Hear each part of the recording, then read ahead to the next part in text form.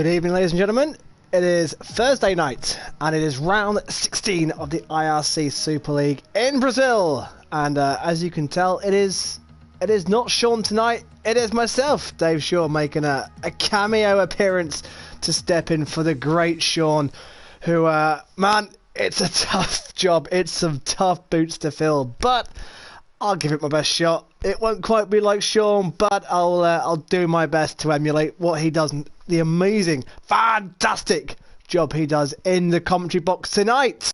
Okay, here we are, round 16 in Brazil.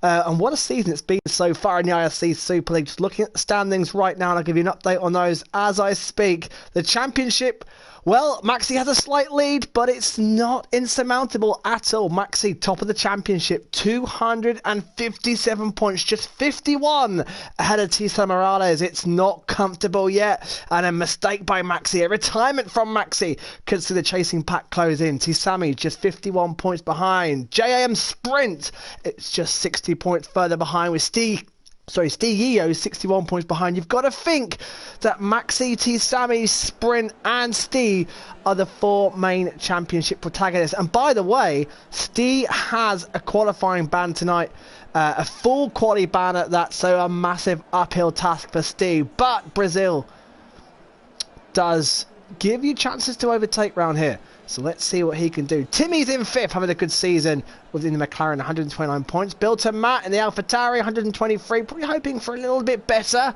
Hasn't had the best of luck so far this season. Roscoe, 7th with 122 points. Then a bit of a gap then to Fisico in 8th and Asdog. And then, well, Fisico in his own 8th place, in fact. He's 182 points of a championship lead. But he's comfortably ahead of Asdog on 56. Then you've got a gaggle of cars of Valentine, Hogg and Harry, 11th, 12th, 13th. And then a big gap down to Mason on 7 points, along with Rizzle 6 and 7, 13th and 14th. Steve Penny 15th with 6 points, double 4 points. Snap, PB are the final point scorers. JJ, Joshua and SFC Gaz are yet to score. Can they put that right tonight? Let's have a look and see who's heading out. Let's get the map up, let's get the lap data up, and let's see the cars heading out on track. So Steve has a full qualifying ban. I believe Asdog has a ban as well. We look at Double, who are currently Double, having a good season, 4 points. Points per Double is a good result. So the constructors, quickly while we look at the drivers in the outlap, and I'll take you for a lap around this beautiful interlock circuit. AlphaTauri leading despite Maxi having a nice lead in the championship. It's AlphaTauri who lead the constructors, 317 points, just 53 points ahead of Ferrari and 55 ahead of Alfa Romeo. Wow, that's a very close constructors battle. AlphaTauri, Ferrari, Alfa Romeo, 3 Italian teams. Well, Alfa Romeo is Swiss, but 2 Italian teams and the Swiss outfit of Alfa Romeo in the top 3. Haas then 4th place, 123 points, just not inconceivable. It's not impossible to make that gap up, but then it needs to score some big points. McLaren in 5th, just behind the Haas, and a bit of a gap to Red Bull, who are just ahead of Mercedes, and then it's Renault, Racing Point and Williams bringing up the rear. So Double Cream Cat starting his lap, one of the veterans of the IRC, of course. I'll keep you updated on the championship standings as it goes on. Double got a little bit of traffic ahead of him. It's the Ferrari who gets out the way. That's Rizzle, not the championship leader Maxi, who's still in the pits as it stands. Get your comments coming in. I will get through them very shortly. Let's ride on board with Double as he's going through the SA as we speak. And then downhill into the Paranello. Beautiful onboard shot there. Then he comes out to the Becco de Pato. Stop, start. The corners come quick at through in this middle sector. Then out it comes into Magello. Pretty much flat out. Watch the curb on the outside. It can fray off into Juncal before the climb up the hill. It's such a short lap round here. It's, I think, the second shortest behind Austria. Nothing to do now except pull onto the medal as the yellow flags are out. It looks like a Ferrari has spun it. That could be Rizzle, in fact, who has spun it. Double about to complete a lap now. Crosses the line at a 109.2 as he gets into curve 1. And immediately Timmy beats it for 108.4, and SFC Gaz has done a 110 as Hogg there with a 107.7. Good lap there from Double's teammate Hogg. Fisico jumps to second. There he is in the Mercedes. Weird seeing Fissy in the Mercedes, not used to that. Mason pops into second place, but Hogg's got a a nice time already on the board. Let's just go to the gaps. There you go. 3 tenths for Hogg there. Let's go on board with Rizzle, who made that mistake. Now he goes into Curver, into the Center S. Sprint jumps into 3rd place. Of course, Sprint, one of the drivers who can still win the championship, is in contention. Steve, of course, the other one with a qualifying ban. Of course, T-Sammy and Maxi have yet to go out.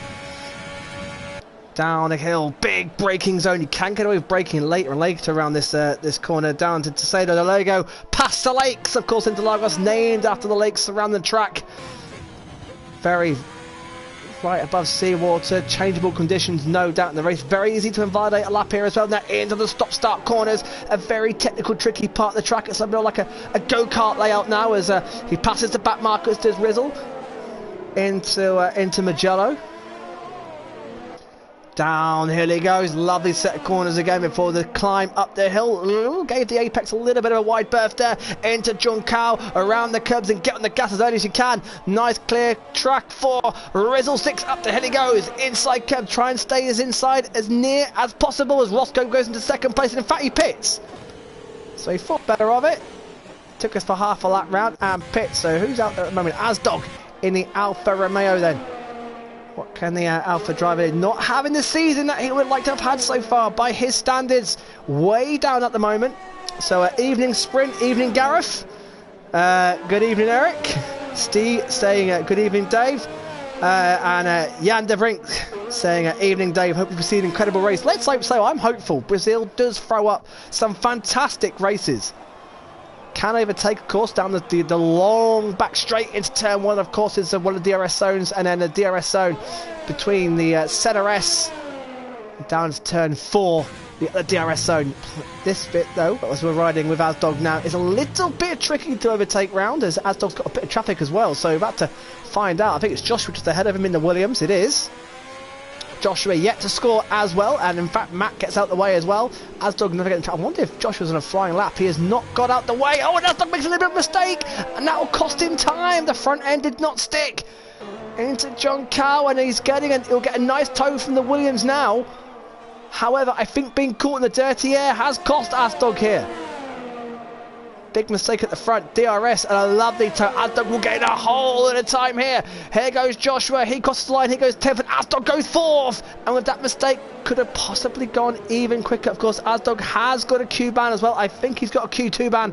I'll confirm that very shortly. In fact, Asdog has got a Q2 ban. Tisa Morales, one of the championship contenders, has just jumped ahead of Sprint into 2nd place. So it's still Hogg that leads away with a 107.7. Let's see Valentin. About to finish his lap now, takes a very narrow line up into 8th place. The laps are flying in thick and fast, and look how close the gap is between 1st to 10th. Just half a second separate the top 10. That is what you love to see, and that is what IRC is renowned for. So on board of SFC, Gaz, the driver yet to score a point. Brazil can throw up that unpredictable race, especially with the weather conditions, and it looks like it's getting more and more overcast as I speak. So JJ, of course, Joshua and Gaz yet to score points. Let's see if they can turn that around. Roscoe on his 3rd lap on his soft tyres has gone fastest, just ahead of Hogg. I'm expecting this to be super close. Gaz about to cross the line now, and then we'll jump to the championship leader Maxi, but here comes Gaz. Where can he put himself? Saves 13th. What about Maxi then? Championship leader. He's just exiting sector 2. Coming in. Looks like he's coming into. No, he's not coming into the Bico de Pato. Easy to take curbs right here. He can really attack these curbs. You've got the setup right, and it can gain you a lot of time through Magulo. Magulo goes Maxi, and he's up. Purple sector 2 out of John Cowan. Up the hill he goes in the Ferrari. He just needs to keep outscoring T-Sam in Sprint, and he will be the IRC champion. However, a DNF would be huge for him, and it would put everyone else back in play. And Maxi goes fastest, just ahead of Roscoe.